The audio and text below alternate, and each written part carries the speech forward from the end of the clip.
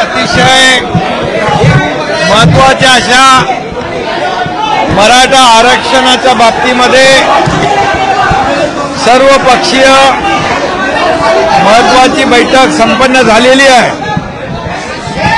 यामध्ये आदरणीय ज्येष्ठ नेते शरद पवार साहेब, उपमुख्यमंत्री देवेंद्र फडणवीस साहेब आणि इतर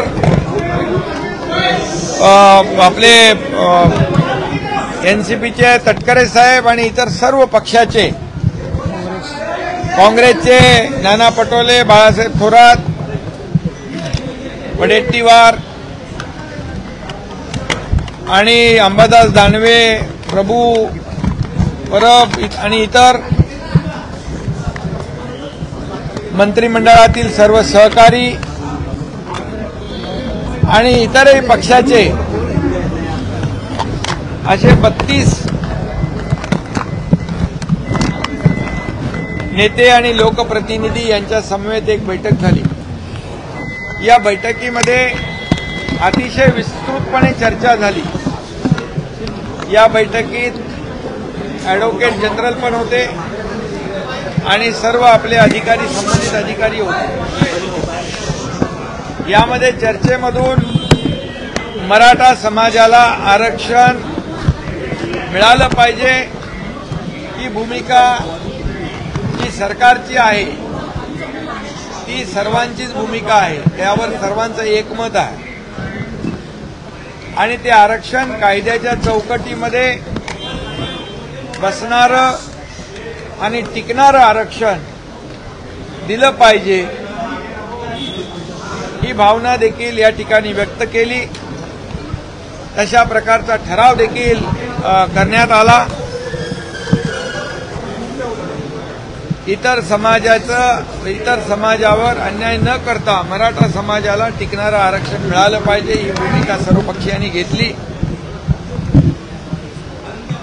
परंतु कायदेशीर बाबी आणि 2 लेवलला हे आपलं काम सुरू आहे। एक मराठवाड्यामध्ये जुन्या नोंदी कुणबी समाजाच्या ते दाखले देणं आणि सुप्रीम कोर्टातलं क्युरेटिव्ह पिटिशनवर काम करणं, यावर साधक बाधक चर्चा झालेली आहे।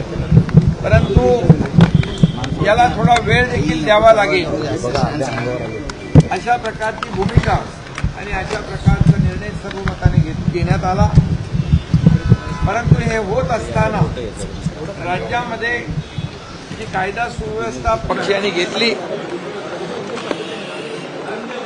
परंतु कायदेशीर बाबी आणि 2 लेवलला हे आपलं काम सुरू आहे। एक मराठवाड्यामध्ये जुन्या नोंदी कुणबी समाजाच्या ते दाखले देणं आणि सुप्रीम कोर्टातलं क्युरेटिव्ह पिटिशनवर काम करणं, यावर साधक बाधक चर्चा झालेली आहे।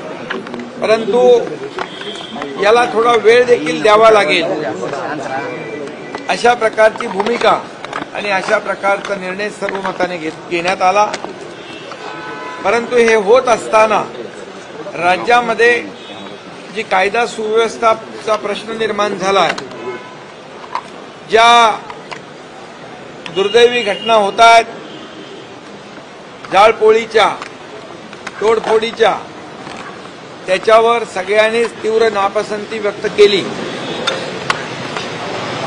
आणि अशा प्रकारच्या घटना घडल्यामुळे मराठा समाजाचं जे शांततेने आणि शिस्तप्रिय असणारं आंदोलन याला देखील गालबोट लागलं आणि याच्यामध्ये गालबोट लागण्याची शक्यता नाकारता येत नाही आणि हे आंदोलन हिंसात्मक पद्धतीने होऊ लागलं, यावर देखील सर्वांनीच नापसंती व्यक्त केली आणि कायदा सुव्यवस्था राखण्यासाठी सरकारने ठोस पावलं उचलली पाहिजेत अशा प्रकारची भूमिका सर्वांनी एकमताने घेतलेली आहे।